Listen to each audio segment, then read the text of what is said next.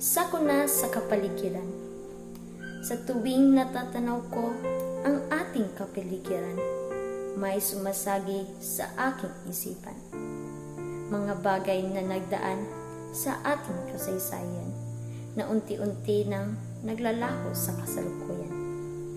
Mundo natin na naging progreso, nasira naman ang natural na kagandahan nito. Mga puno ay napalitan na ng mga naglalakihang infrastruktura, iba-iba pang mga kulay at mga forma. At kahit saang banda, puro basura ang makikita. Tapon rito, tapon roon, kaya ngayon ay mga kanal ay barado na. Plastik na bote, plastik bag at goma, makikitang nakaharang sa mga sapa. Bagyo, buhawi o mga lindol na naranasan ay parte na ng ating pakikipaglaban sa hamon ng kalikasan. Pagkalbo sa kabundukan, di pa rin nalulubay kahit ano ang paghahanda kung kalikasan ang may banta. Mga pagguho ng lupa sa kadalanan, tao din ang may gawa.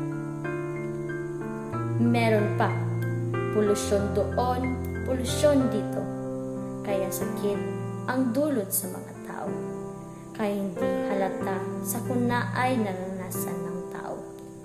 Iniisip ko kung mabibigyan ako ng pagkakataong mabuhay ulit sa mundo, pipiliin ko ang tumira na lang sa nakaraan kung saan huni ng mga ibon ang mapapakinggan, kung saan nagtataasang berdeng punong kahoy ang mapagmamasdan, kung saan simpleng sakuna lamang ang mararanasan.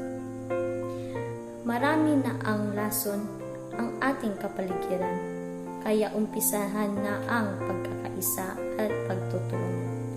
Sakuna ay ating paghandaan.